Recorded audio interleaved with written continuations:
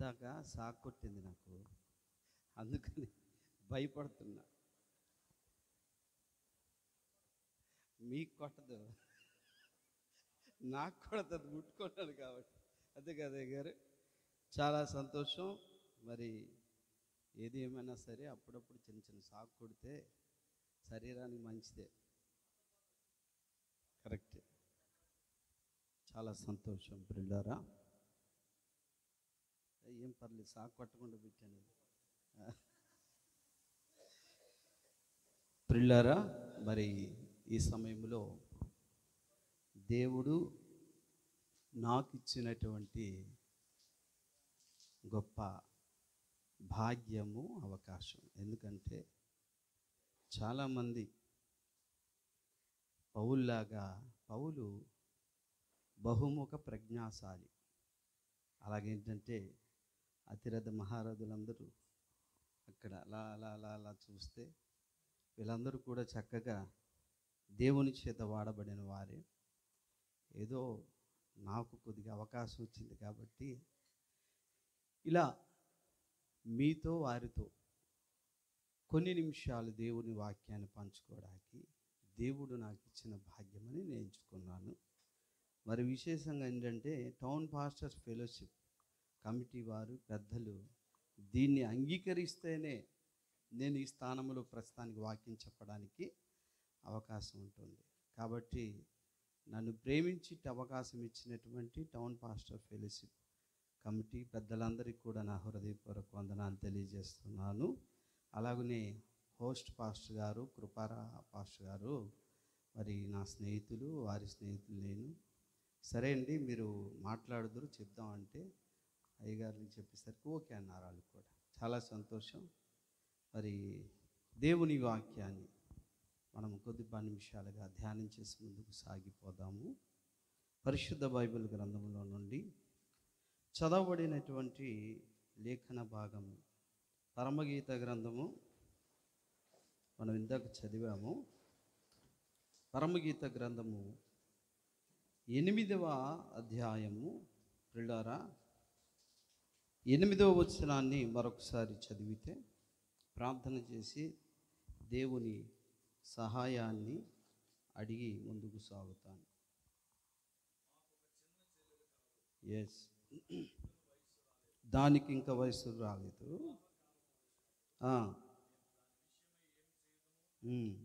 చాలు చాలు చాలు, ప్రార్థన చేద్దాం. ప్రేమ కలిగిన మహాపరిశుద్ధుడా, ఆశ్చర్యకరుడా, సర్వోన్నతుడా, మహోన్నతుడా, అగోచరుడా, స్థిరచితుడా, అక్షయుడా, అదృశ్యుడా, వాక్యస్వరూపుడా, ఇదిగో ప్రభా, ఈ దినము నాయన ఈ యొక్క ఫెలోషిప్లో నీ వాక్యాన్ని ధ్యానించడానికి, పంచుకోవడానికి దేవా మా అందరికీ వారితో పాటుగా నాకు కూడా ఇచ్చినందుకు నీకు స్తోత్రాలు. నీ దాసుడు వట్టివాడే ప్రభా, అజ్ఞాని తండ్రి నాయన, నీ సిలువ చాటును మరుగు చేయండి, నీ ఆత్మచేత అభిషేకించండి. నీ దాసుని నోట నీ మాటలుంచి మాట్లాడి నాకు, మాకు, సంఘానికి, సేవకులకు, నేటి తరానికి కావలసినటువంటి ఆత్మీయ జీవాహారాన్ని ఇచ్చి మమ్మల్ని బలపరిచి మేము తిరిగి గృహాలకు వెళ్ళినప్పుడు ఆశీర్వాదమును పొందుకుంటూ వెళ్ళడానికై ప్రభువా, వాక్యము మీరే విరిచి వడ్డించి మహిమ ఘనత ప్రభావాలు పొందుకోమని సర్వశక్తిగల దేవుడు నజరేయుడైన యేసు నామమున ప్రార్థిస్తున్నాను తండ్రి, ఆమేన్. దేవునికి స్తోత్రం. ప్రియ దేవుని బిడ్డలారా, పరమగీత గ్రంథంలో చాలాసార్లు ఈ అధ్యాయాలు, గ్రంథాలు చదువుతూనే ఉంటాము. ఇది ఎవరికి తెలియనటువంటి ప్రసంగమైతే కాదు, అందరికీ తెలిసినది. అవకాశం వచ్చింది కాబట్టి నేను చెప్పడానికై ముందుకు పూనుకున్నాను. మాకొక చిన్న చెల్లెలు కలదు, దానికి ఇంకా వయసు రాలేదట. అంటే పరమగీత గ్రంథములో సూలమ్మితి కన్యక అనే ఒక ఆమె ఆ పాత్రలో మనకు కనబడుతుంది. ఆమె ఎవరు అనుకుంటే సూటిగా చెప్తున్నాను, సంఘ కన్యక, వధువు సంఘ కన్యక. ఆమెకి ఇంకా వయసు రాలేదు, అంటే చిరుప్రాయం లేదా ఒక చిన్న వయసు అన్నమాట చెప్తుంది. ఎందుకు చిన్న వయస్సు అనే విషయాన్ని అక్కడ ప్రస్తావన చేశారంటే, ఆమెకి ఇంకా పెళ్ళిడు రాలేదు, పెళ్ళి చేయాలన్నటువంటి ఆకాంక్షతో ఎదురు చూస్తున్నారు కొందరు. అది మనకు తెలుసు. పెళ్లి చేసుకోవాలన్న ఆశతో ఎదురు చూస్తున్నటువంటి వ్యక్తి మన రక్షకుడైన యేసుక్రీస్తు వారు. పెళ్లి చేయాలని ఆశతో ఎదురు చూస్తున్న వ్యక్తి తండ్రి అన్న దేవుడు. పెళ్లి జరగాలని ఎదురు చూస్తున్నటువంటి వారు తేజోవసులైనటువంటి విశ్వములో సకల పరిశుద్ధులు. కాబట్టి వారి ఆశలన్నీ తీరాలి అని అంటే ఈమెకు వయసు రావాలి. వయసు రావాలనుకుంటే వయసు ఇంకా లేదట. పిల్ల వయసు ఏమో చిన్న వయసు. ఎంత వయసు? ఒక 5 లేదా 4 ఏళ్ళు అనుకోండి. అబ్బాయి వయసు ఏమో 33.5 సంవత్సరాలు. పెళ్ళైతే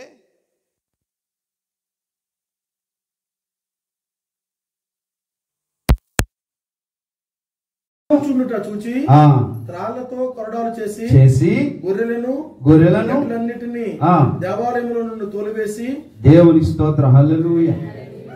దేవుని మందిరాన్ని పాడు చేస్తుంటే ఆయన ఊరుకోలేదు. కొరడాలతో అందరినీ కూడా బయటికి పంపించారు. నా యొక్క దేవుని మందిరము సమస్త అన్యజనులకు ప్రార్థన మందిరం దొంగల గుహ చేశారు. ఆయన ఊరుకోలేదు. ఎందుకో తెలుసా? వయసు వచ్చిన వారు చేసేటటువంటి పని. తండ్రి ఇంటిని కూర్చున్న ఆసక్తి నన్ను. ఈ మాట ఆల్రెడీ దావీదు ప్రవచించారు. దావీదుకు కూడా అదే మనస్సు, మోషేకు కూడా అటువంటి మనస్సే, యేసయ్యకు కూడా అదే మనస్సు, అపోస్తలుడైన పౌలుకు కూడా అదే మనస్సు. ఎవరంటే వీళ్ళు వయసు వచ్చిన వారు. వాళ్ళకు వయసు వచ్చింది. మీకు వయసు వచ్చిందా? ఇన్ని సంవత్సరాలు మోషే అనుకున్నాడు, నేను ఫరో కుమార్తె యొక్క కుమారుడను, బాగాను, నాకేం పర్వాలేదు, కొదువలేదులే అనుకున్నాడు. అదంతా చిన్న వయస్సు, చిన్న మనస్తత్వం. ఆధ్యాత్మ జీవితంలో నువ్వు ఎదగని వారి స్థితిలో ఉన్నప్పుడు నీకు కలిగే మనస్సు. కానీ ఎప్పుడైతే నువ్వు ఎదుగుతావు అప్పుడు మాత్రము ఖచ్చితంగా దేవుని ఇంటిని కూర్చిన ఆసక్తి నిన్ను తినేస్తుంటదన్నమాట. దేవుడు నాకు అప్పగించిన సంఘములో ఏ దుర్బోధ ఉండకూడదు, అబద్ధం ఉండకూడదు, అసత్యం ఉండకూడదు. ప్రకటనలో అన్నట్టుగా వారి నోట ఏ అబద్ధమును లేదు అన్నట్లుగా మనం సంఘాన్ని తయారు చేయడానికి ఇష్టపడతాం. మన సంఘమే కాదు, మన దగ్గరలో యేసే తన స్వరక్తం ఇచ్చి సంపాదించిన ఏ సంఘములోనైనా సరే పిల్లారా, సంఘాన్ని దొంగల గుహగా చేస్తున్నటువంటి వారైనా బోధలైనా దాని విషయంలో పనిబట్టి కొరడారువులు పట్టుకొని పారద్రోలే మనస్సు ఎదిగిన వారికి వస్తుంది. మోషే పెద్దవాడైనప్పుడు 40 ఏళ్ళు నిండినప్పుడు నా సహోదరులు ఎలా ఉన్నారు అని చూడాలని బుద్ధి పుట్టిందట. కాబట్టి ఇప్పుడు పరమగీతములో అన్నట్లుగా నిన్ను నన్ను చూసి నాకు ఒక చిన్న చెల్లెలు కలదు, నాకు ఒక చిన్న తమ్ముడు కలదు, ఇంకా వయసు రాలేదు అది నీకోసం నా కోసం అంటే ఇంకెక్కడండి? ఆయన ఏమో 33.5 సంవత్సరాలు, 6 అడుగుల ఎత్తు, నీవేమో ఇంకా ఆ ఎత్తుకి ఎదగకుండా ఒక మోరెడు ఉన్నావు, వయసు ఏమో 3.5 సంవత్సరాలే. ఆయనకి నీకు కుదరదు. కాబట్టి ఎదగమ్మా, ఎదుగు, చక్కగా ఎదుగు. ఎదగాలంటే ఎలా ఎదుగుతాం? ఎదగనివ్వడానికి సంరక్షణలు ఉంచానుగా, బోధకులు, ఉపదేశకులు, కాపరులు, ప్రవక్తలు ఉంచానుగా. అందుకే సంఘాన్ని ఏం చేస్తున్నాడు? పరిశుద్ధులు పరిపూర్ణులగునట్లుగా వీరిని దేవుడు నియమించానట. ఆ పని మనము చేయాలి. ఆ పనిలో మనము కూడా ఎదుగుతూ ఉండాలి, వారిని కూడా ఎదిగేటట్లుగా చేయాలి. అందుకే రక్షణలో ఎదుగు నిమిత్తము అన్నాడు. దేవునికి స్తోత్ర, హల్లెలూయా, హల్లెలూయా. పిల్లరా, ఇప్పుడైతే వయసు వచ్చిన వారు ఎప్పుడైనా సరే సంఘాన్ని ఆత్మీయతలో ఎదగాలని దేవుడు యేసుక్రీస్తు వారికి సరిసాటి అయినటువంటి సమానమైనటువంటి ఒక అర్ధాంగిగా ప్రతి విశ్వాసిని చెయ్యాలని రోషం కలిగి చెప్తాడు. అటువంటి వ్యక్తి ఆగలేడు, ఎక్కడైనా చెప్తాడు. ఎందుకంటే దేవుని యొక్క రాకడ కూడా దగ్గర అయిపోతుంది. అర్థమవుతుందండి? కనుక మనం వయసు వచ్చిన వాళ్ళం అయితే ఆగే ప్రసక్తి అయితే ఉండదు.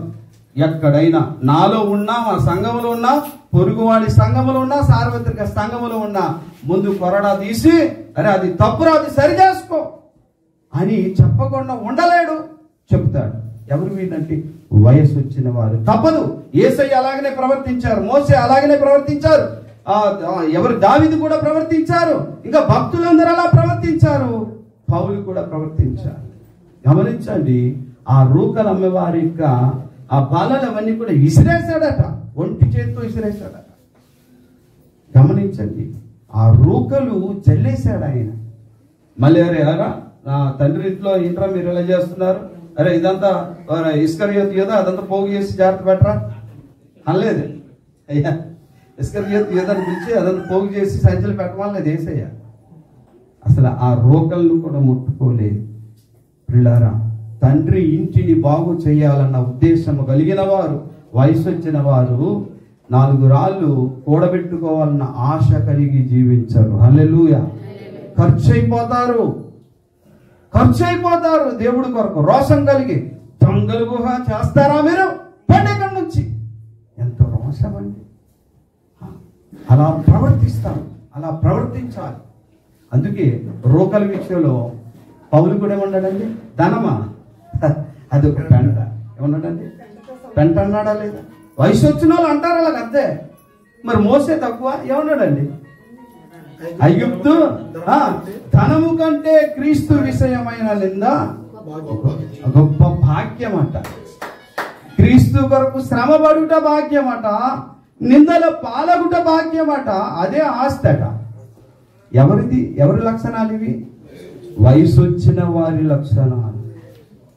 4 రాళ్ళు కూడేసుకోవడం కాదు, ఉన్న రాళ్ళు దేవుడి కొరకు ఖర్చు పెట్టడమే వయసు వచ్చిన వారి యొక్క లక్షణాలు. హల్లెలూయా, హల్లెలూయా, హల్లెలూయా.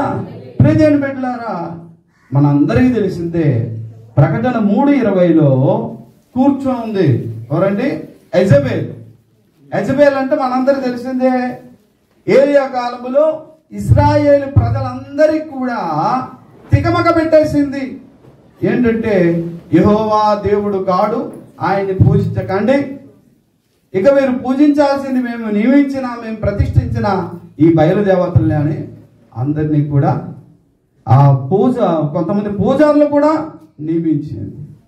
ఆ విధంగా వారు దేవుడినే మర్చిపోయారు, యెహోవా దేవుడినే మర్చిపోయారు.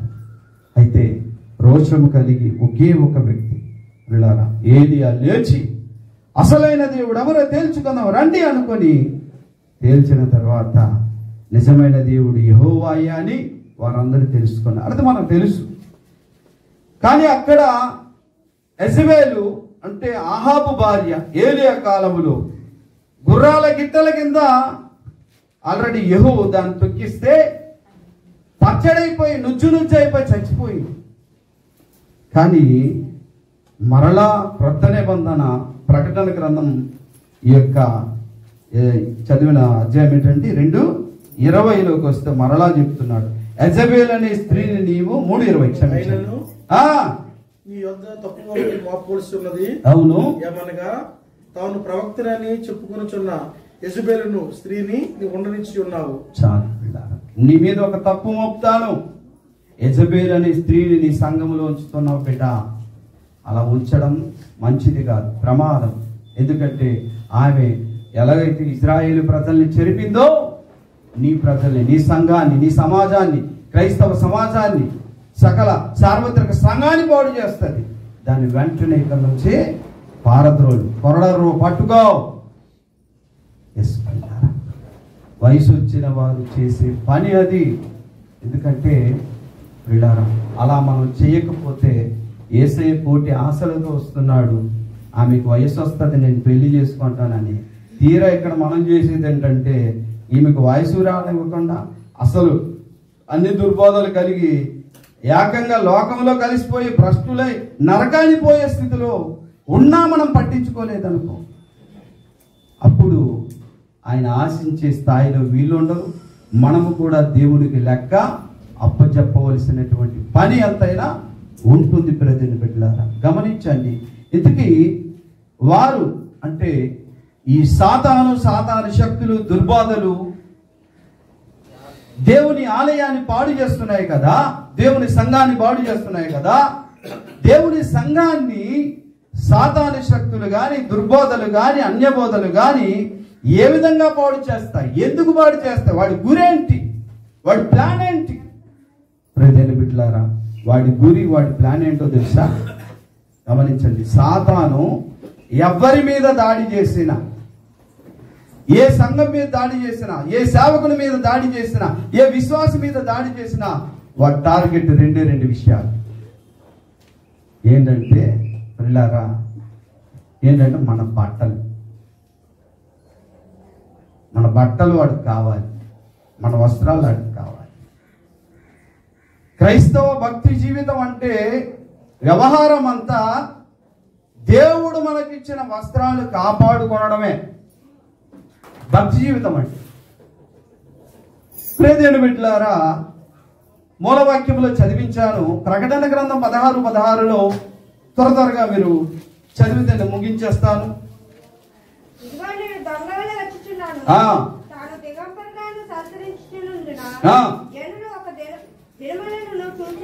జనులు దిశమలను చూదిరేమో అని మెలకువగా ఉండి తన వస్త్రములను కాపాడుకునేవాడు ధన్యుడు. ఇదేంటండి? వస్త్రాలు కాపాడుకోవాలట. వస్త్రాలు కాపాడుకోలేకపోతే దిశమల చూస్తారు, నా సిగ్గు, నా పరువు. నా ఒంటి మీద బట్టలు లేకుండా రోడ్డు మీద తిరిగితే ఎంత అవమానం ఉన్నా కదా. తన వస్త్రములు కాపాడుకుంటే వస్త్రాల తన ఒంటి మీద ఉంది, దాన్ని కాపాడుకోవాలి.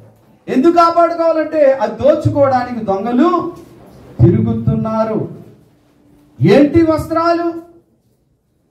ప్రియులారా, దేవుడు మనకు అనుగ్రహించినటువంటి వస్త్రాలు. ఈ వస్త్రాలను పాడు చేయడానికి వాడు అహర్నిశలు నిరంతరం పాడు చేస్తున్నాడు. యేసయ్య వచ్చేంత వరకు మన ఒంటి మీద బట్ట వాడు దొంగిలించనివ్వకుండా జాగ్రత్తగా కాపాడుకోవడమే క్రైస్తవ విశ్వాస పరిశుద్ధ జీవితం అంటే. కాబట్టి ప్రతి బిడ్డలారా, ఎలా ఒకటి గమనించండి. వాడు ఎలా దాడి చేస్తాడంటే, ఒకటి నీ వస్త్రాలను దొంగిలిస్తాడు. ఒకవేళ దొంగిలించడం చేత కాకపోతే నీ వస్త్రాల మీద బురద చల్లుతాడు. ఈ రెండు చేస్తాడు.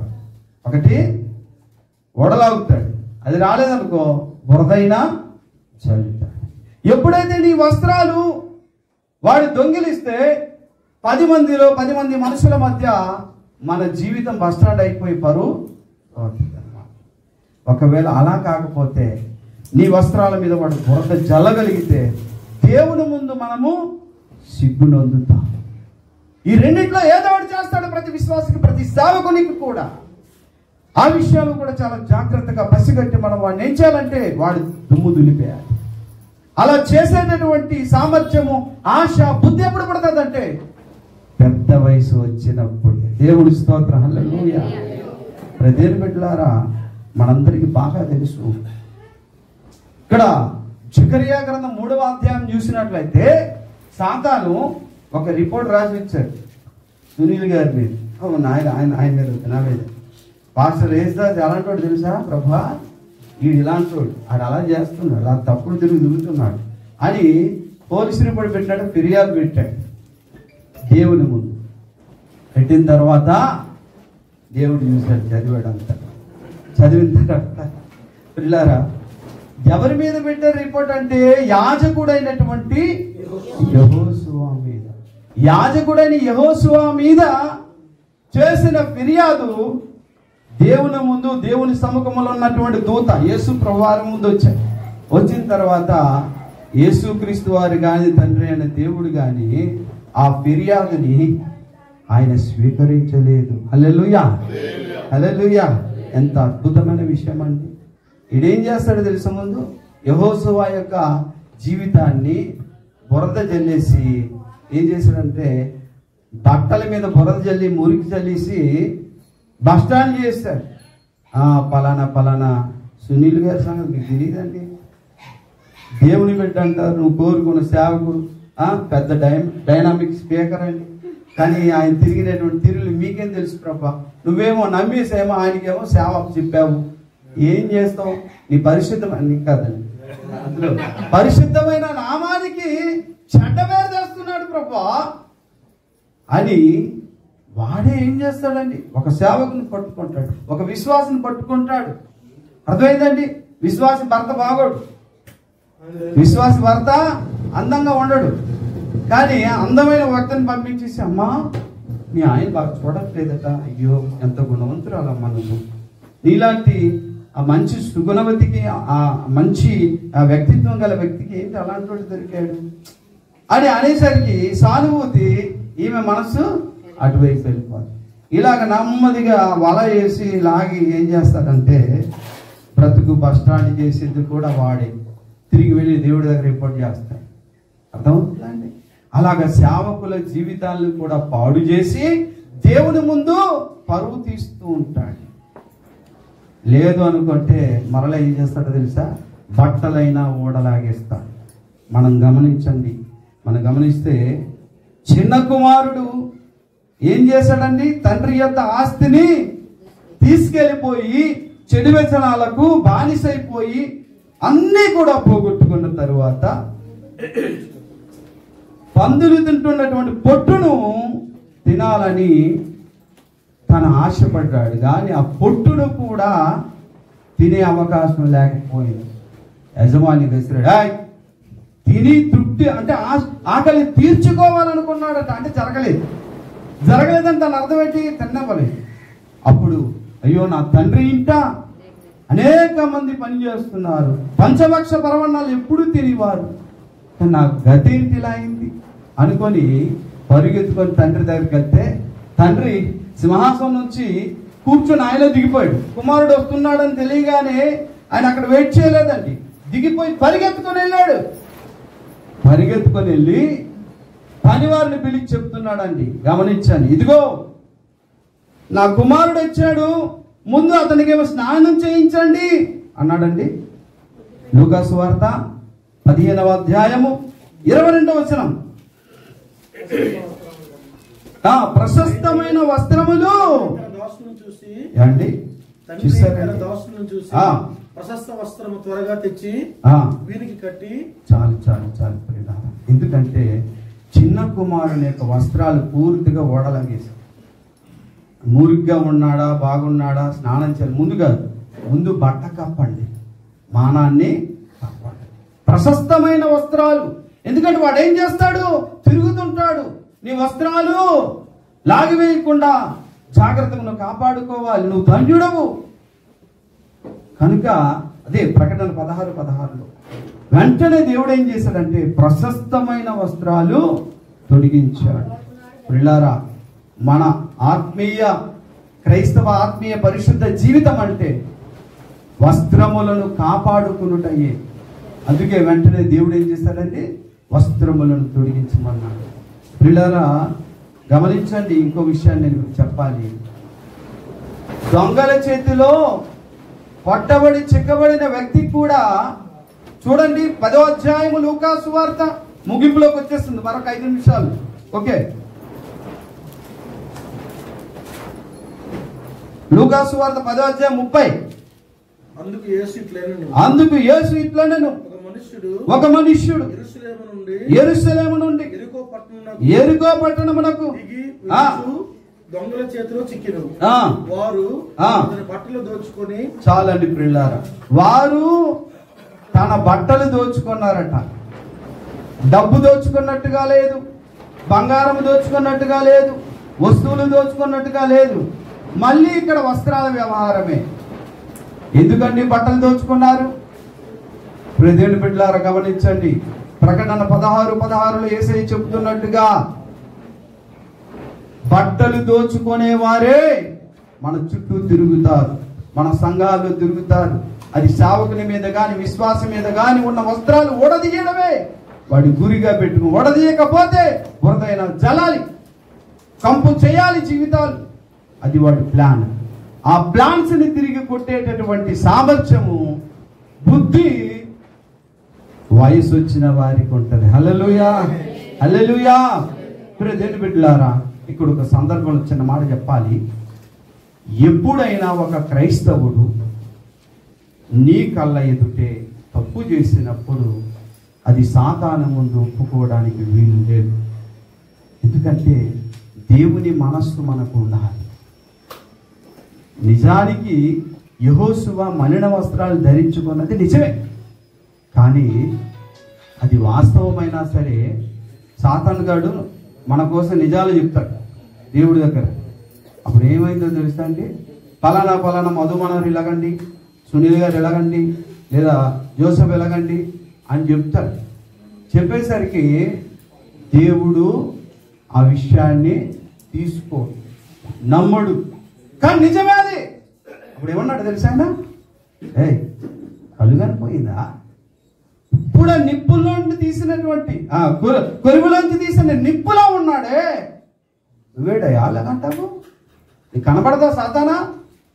యెరూషలేమును ప్రేమించి యెహోవా నిన్ను గద్దించును గాక అన్నాడు. ఏంటండి, ఇది చేసింది తప్పే, ఆ తప్పు కూడా కనపడుతుంది, లేదంటాడేంటి అంటే వీళ్ళు ఒకటేనండి, నాకెందుకు లేనుకుని సాతానుడు పారిపోయాడు. ఏ క్రైస్తవుడైనా తప్పు చేస్తే సాటి సహోదరుడి యొక్క తప్పును డప్పు చేసి 10 మందిలో చాటడం దైవతత్వం కాదు. దీని బిడ్డలారా, అందుకే దేవుడు ఒప్పుకోలేదు. తప్పు చేసింది కరెక్టే, వెంటనే పిలిపించి దూతను ఈయన మైల వస్త్రాలు తీసివేసి ప్రశస్తమైన వస్త్రములను తొడిగించి అన్నాడు. హల్లెలూయా.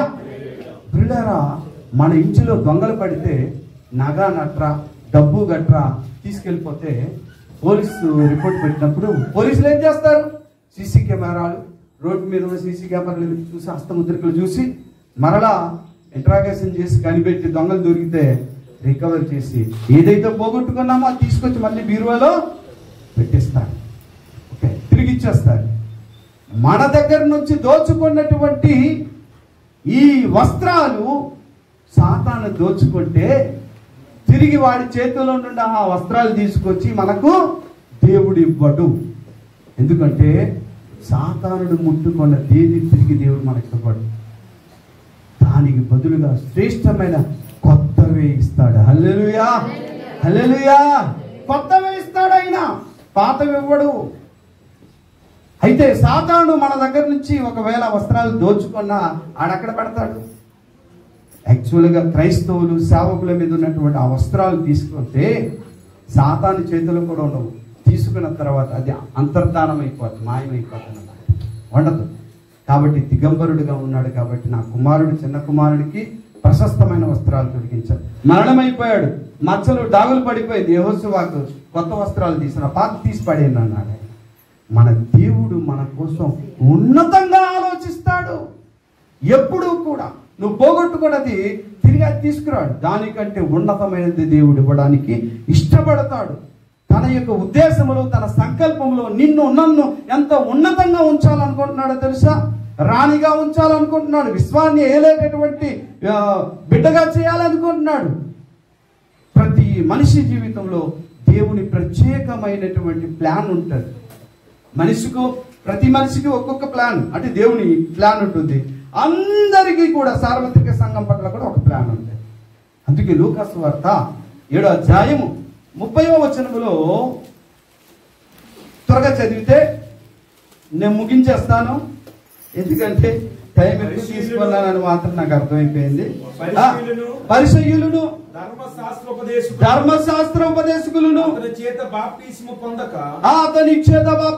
పొందక దేవుని సంకల్పమును నిరాకరించి వారి చదవండి, వారి విషయమైన తమ విషయమైన చాలు ప్రియులారా, తమ విషయమైన దేవుని సంకల్పం కూడా ఉంటది. సార్వత్రిక సంఘం విషయంలో కూడా దేవుని సంకల్పం ఉంటుంది. కాబట్టి నీ విషయంలో నా విషయంలో కూడా దేవునికి ఒక ప్రత్యేకమైన సంకల్పం ఉంటుంది. నిన్ను నన్ను దేవుడు ఏం చేయాలనుకుంటున్నాడో తెలుసా? ఏం చేయబోతున్నాడో తెలుసా? అది నీకు నాకు తెలియాలి. ప్రియులారా, ఆయన ఎంత గొప్ప చేయాలనుకుంటాడు. కీర్తనల గ్రంథము 91, 14, 15 వచనంలో ఆయన చెప్తున్నాడు. సరే త్వరగా నేను ముగింపులోకి వచ్చేస్తున్నాను. ప్రియులారా, కీర్తనల గ్రంథము, అతడు నన్ను ప్రేమించుచున్నాడు గనుక నేను అతన్ని తప్పించెదను, అతడు నా నామము నెరిగినవాడు గనుక నేను అతన్ని గణపరిచెదను. ఏం చేస్తాడట? మన దేవుడు 10 మందిలో అవమానపరచువాడు కాదు, 10 మందిలో గణపరచువాడు. చిన్న కుమారుడు అవమానాలు పాలైన వెంటనే ఆడు తన ఒంటి మీద ఏముందా డాగులా ఏం చూడలేదు, ముందు ప్రశస్త వస్త్రాలతో కప్పేశాడు అంతే. ఇప్పుడు చూసి చూడగానే లోపల మురికి అదంతా కూడా కనబడదు, ఎందుకంటే ప్రశస్తమైన వస్త్రాలతో కవర్ చేశాడు. దేవుని తన ప్రేమ కృప చేత మన పాపములన్నీ కప్పుచున్నారు కాబట్టి మనం వెలుగుతూ ఘనము 10 మందిలో పొందుతున్నాం. దేవుని స్తోత్రం. హల్లెలూయా. నేను గొప్ప చేశాను. హల్లెలూయా. దేవుని ప్లాను ఎంత ఉన్నతంగా ఉంచాలనుకున్నాడో తెలుసా దేవుడు? ప్రియులారా, ఎటువంటి వస్త్రాలతో మనం కప్పాడో తెలుసా? ఎందుకు వస్త్రాలంటే ఏంటి అనే ఆలోచన మీకు కలగొచ్చు. దేవుడు అనుగ్రహించిన మొట్టమొదటిది రక్షణ వస్త్రం, వినయం అనే వస్త్రం, విధేయత అనే వస్త్రం, పరిశుద్ధత అనే వస్త్రం, నీతి అనే వస్త్రం. క్రైస్తవులకు దేవుడు అనుకుని, ఇప్పుడు నీకు పట్టు చీర ఇష్టం, సాదా చీర ఇష్టం, పాలిస్టర్ చీర ఇష్టం, ఈ చీరలు ఉంటాయి కదా, ఒకే ప్యాంటు షర్ట్ ఉండదేంటి, అన్ని రకాల ప్యాంటు షర్ట్లు ఉంటాయి. అలాగనే దేవుడిచ్చిన రక్షణ వస్త్రము, నీతి వస్త్రము, పరిశుద్ధ వస్త్రము, ఉల్లాస వస్త్రము, ఇవన్నీ వాడు దోచుకొని వెళ్ళిపోవడానికి చూస్తుంటాడు. నిరంతర ప్రయత్నం అది. కాబట్టి ప్రతి బిడ్డలారా, మనల్ని ఉన్నతంగా ఆయన ఒకసారి యెషయా గ్రంథం 61లో చదవండి. పెళ్లి కుమార్తెని ఎలా అలంకరించాలో నిన్ను అలా అలంకరించాలంటున్నాడు ఆయన.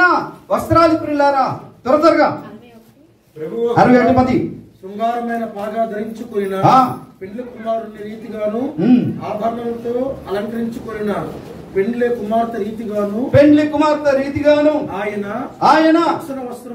రక్షణ వస్త్రములను నాకు ధరింపజేసి ఉన్నాడు. హల్లెలూయా. దాన్ని ఓడదీసేయాలి, అది ప్లాన్. లేదా దాని మీద బురదైనా సేవకుల మీద కన్నేస్తున్నాడు, విశ్వాసుల మీద కన్నేస్తున్నాడు. అయితే పట్ల ఓడదీయాలి, లేదా బురదైనా చల్లాలి. ఈ పోరాటంలో వాడితో గెలవాలి. మనం గెలవాలంటే తప్పనిసరిగా వయసు రావాలి అనుకుంటే ప్రియులారా, తప్పనిసరిగా ఈ లోక సంబంధమైనటువంటి కూడబెట్టుకోవడాలు, మట్టి వాసన ఉండకూడదు. పౌల్లాగా, మోషేలాగా, యేసయ్యలాగా. యేసయ్య రోకలు ముట్టుకోలేదు, మోషే ఐగుప్తు ధనము కూడా లెక్క చేయలేదు, పౌలు పెంటతో తప్పదండి. ఇది అది కావాలనుకుంటే ఒక దాసుడు సిరికిని దేవునికి ఏదో ఒకదానిగా ఉండాలి. సంఘాన్ని బాగు చేయాలి, నా సహోదరులు బాగు చేసుకోవాలి, వారిని సంపూర్ణ స్థితిలో నడిపించాలి, వయసు వచ్చే అమ్మాయిలుగా తయారు చేయాలి. ఆయనకు సరి అయిన జోడిగా, అందుకే దేవుడు నన్ను నియమించాడు, ఒక కాపరిగా, ఒక ప్రవక్తగా, ఒక ఉపదేశకునిగా. ఆ పని మానేసి నేను 4 రాళ్ళు ఎనకేసుకుంటాను అనుకుంటే ఇవి ఇక్కడ ఉండిపోతాయి. కాబట్టి పిల్లారా, లాస్ట్ మాట నేను చెప్పేసి ముగిస్తాను. గమనించండి, పౌలు సౌలు విషయంలో దేవుడు ఉన్నతంగా ఆలోచించాడు. మొన్న జాస్వా పాస్టర్ గారి ఇంటికి వెళ్ళినప్పుడు ఈ అంశాన్ని చెప్పారు. కాస్త నాకు చాలా సంతోషించింది. మీరు ఈ విషయాన్ని చెప్పారు. అయితే చూడండి, మొదటి సమూయేలు 15:22లో దేవుని మాట కైకొనకుండా చదవండి. తాను సెలవిచ్చిన ఆజ్ఞను ఒకడు గైకొనుట వలన యెహోవా సంతోషించినట్లు దహన బలులను అర్పించుట వలన ఆయన సంతోషించునా. ఆలోచించుము. దేవుని స్తోత్రం. దేవుని మాట వినుట, దేవుని వాక్యం వినుట దేవునికి సంతోషం. హల్లెలూయా. మన పట్ల దేవుని యొక్క ప్రత్యేకమైన ప్రణాళిక ఉన్నది, ఆశ ఉన్నది. ఆ ఆశ నెరవేరాలి, దేవుని ఆశ నెరవేరాలి, మనం ఆ స్థితిలో ఉండాలి అనుకుంటే తప్పనిసరిగా మనం ఏం చేయాలి అని అనేది కూడా ఒక ప్రశ్నే. చూడండి, సౌలు విషయంలో అదే సమూయేలు గ్రంథం 13:13 దేవుడు ఏమని ఉద్దేశించాడట? సమూయేలు గ్రంథం 13:13 అందుకు సమూయేలు ఇట్లనెను, నీ దేవుడైన యెహోవా నీకిచ్చిన ఆజ్ఞను నీవు గైకొనలేదు, చేసితివి. నీ రాజ్యమును ఇశ్రాయేలుల మీద సదాకాలము స్థిరపరచుటకు యెహోవా తలచి ఉండెను. హల్లెలూయా. అమ్మా, ఇశ్రాయేలుల మీద సౌలు రాజు సింహాసనము, రాజ్యము, అధికారము సదాకాలం ఉండాలని దేవుడు ప్లాన్ అట, దేవుడు ఉద్దేశించాడట. దేవుడి ప్లాన్ లోనికి ఈనాడు ఆ సేవకుడు రాలే. ఆయన ఉద్దేశం వేరు. ఆయన ఉద్దేశానికి వీళ్ళు సింక్ అవ్వట్లేదు. ఆయన సింహాసనం మీద కూర్చోబెడతానంటే సౌలు కూర్చోబెట్టడం లేదు, కూర్చోడానికి ఇష్టపడట్లేదు. మన ఎడల దేవుని యొక్క ఉద్దేశం వేరు. సదాకాలం ఉంచాలనుకుంటున్నాడు, సౌలు మాత్రం రానంటాడు. సింక్ అవ్వట్లేదు. ఎలాగా? నేను నేను ప్రధానమంత్రి చేస్తాను బిడ్డ అనుకుంటే ఈయనేం చేస్తున్నాడు? ఆ దేవుడు అనుకున్న ప్లాన్ ప్రకారం ఈయన నడవట్లేదు కాబట్టి దానికి అనర్హుడైపోయాడు అన్నమాట సౌలు.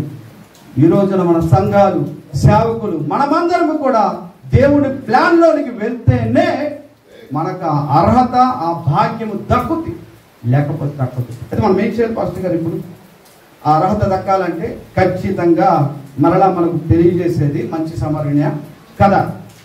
చూడండి, ఒక మనుష్యుడు, యాత్రికుడు యెరూషలేము నుండి దిగుతూ యెరికోకు వెళ్తున్నాడు. వెళ్ళిన తర్వాత మధ్యలో ఈ కొండల చాటునో, బండల చాటునో, పొదల చాటును దొంగలు వచ్చేసి వాడిని కొట్టి పరప్రాణంతో వదిలేసి బట్టలు మాత్రము, అవునా? తర్వాత అక్కడ యాజకుడు, లేవీయుడు వెళ్ళి చూశారు కానీ పట్టించుకోకుండా వాళ్ళు వెళ్ళిపోయారు. వెళ్ళిపోయిన తర్వాత ఆ మార్గమున సమరయుడొకడు వచ్చి చూచి దగ్గరికి వెళ్ళి కనికరపడి తన్నేమో తన వాహనం మీద ఎక్కించి గాయములను నూనెతో కట్టి ద్రాక్షారసమును త్రాగిచ్చి మరలా తీసుకెళ్లి పూటకూల వాడిని ఇంటిలో చేర్చాడు. చేర్చినప్పుడు మరలా చెప్పాడు, అయ్యా ఇదిగో నేను 2 దేనారములు ఇస్తున్నా, దీన్ని పరామర్శించు, ఖర్చు పెట్టు, మళ్ళీ నేను వస్తాను. ఇంకా నువ్వు ఎక్స్ట్రా ఏదైనా ఖర్చు పెడితే నేను వచ్చాక ఇస్తానన్నాడు. ఇది ఉపమానమే గాని సేవకులు, విశ్వాసులు ఏ విధంగా సిద్ధపడి ఉండాలో తెలియజేసే మెసేజ్. మనకు తెలుసు, యెరూషలేము నుండి యెరికోకు వెళ్తున్న యాత్రికులు నువ్వు నేనే పాపులు. ఒకప్పుడు పాపముల చేతను, అపరాధముల చేతను కొట్టబడిన వారని ఉండగా, చచ్చిన వారని ఉండగా క్రీస్తు మనల్ని బ్రతికించాడు. బ్రతికించి ఏం చేశాడండి? అంతకు ముందు వచ్చినటువంటి యాజకుడు గాని, లేవీయుడు గాని అతన్ని పరామర్శించలేదు. యాజకత్వం గాని, లేవీయులు అంటే ధర్మశాస్త్ర, కర్మకాండ సిద్ధాంతాలు, బలులు ఏవి కూడా మనిషిని వారి జన్మ కర్మ పాపాల నుండి విడిపించలేదు. కానీ మంచి సమరుడైన యేసయ్య మన మీద జాలి కలిగి మనల్ని ఏం చేశాడు అనుకుంటే తన రక్తం ఇచ్చాడు, తన నూనె, పరిశుద్ధాత్మ అభిషేకం ఇచ్చి, పరిశుద్ధాత్మ బాప్తిస్మం ద్వారా మమ్మల్ని రక్షించి, రక్షణలో నడిపించి ఆయన మనల్ని పరిశుద్ధులు చేశాడు. పరిశుద్ధులు చేసి ఏం చేశాడో తెలుసండి? పూటకూలవాని ఇల్లు దేవుని మందిరము, దేవుని సంఘం. నిన్ను నన్ను మనం కూడా ఒకప్పుడు సంఘబిడ్డలమే, అవునా? చేర్చాడు సంఘంలో. సంఘంలో చేర్చిన తర్వాత చెప్తున్నాడు ఆయన, ఇదిగో బాబు పూటకూలవానితో చెప్తున్నాడు, నా దగ్గర 2 దేనాలు ఉన్నాయి, ఇది తీసుకో, పరామర్శించు. ఆ 2 దేనారములతో గాయపడిన వ్యక్తిని పూటకూలవాని ఇంటి, అంటే సంఘం, పూటకూలవాడు ఎవడు? కాపరి, సేవకుడు. ఆ 2 దేనారములతో పరామర్శించున్నాడు ఆయన. మంచి సమరుడు యేసయ్య. ఏంటి 2 దేనారములు అంటే? ఒకటి పాత నిబంధన, 2 క్రొత్త నిబంధన. ఈ మొత్తం గ్రంథం అంతా నువ్వు నిత్యము చదువుతూ గాయపడిన వ్యక్తిని కాస్త గుండె బాగు చేస్తూ ఉండు. నేను వస్తాను, అప్పుడేమో నేను నీకు తగ్గట్టు జీతం ఇస్తాను.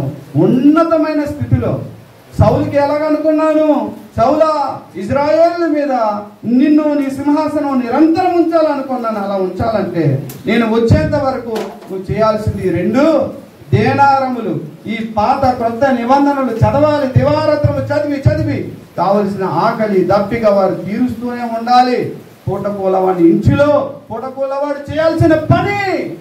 అలా నువ్వు చెయ్యకుండా ఊరి మీద తిరిగితే ఆ పూటకూలవాడి ఇంటికి కూడా దొంగలు వచ్చి దోచుకెళ్ళిపోయే పరిస్థితి వస్తుంది.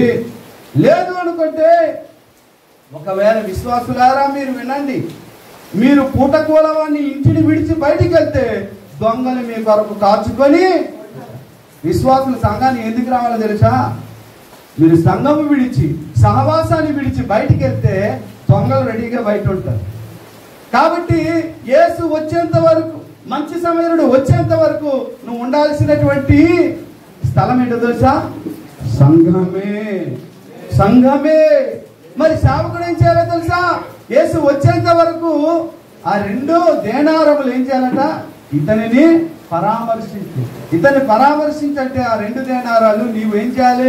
ఖర్చు పెట్టాలి. ఖర్చు పెట్టాలంటే నీ జోబులోకి రావాలి, నువ్వు చదవాలి. ఫస్ట్ ఆదికాండం నుండి ప్రకటన వరకు చదువుతూ చదువుతూ చదువుతూ ఉంటాయి కదా. ఏమా, నీరు ఉన్న బావిలో నీళ్లు చేదుకోగలం, కానీ ఎండిపోయిన బావిలో ఏం దాహం తీరుస్తాం?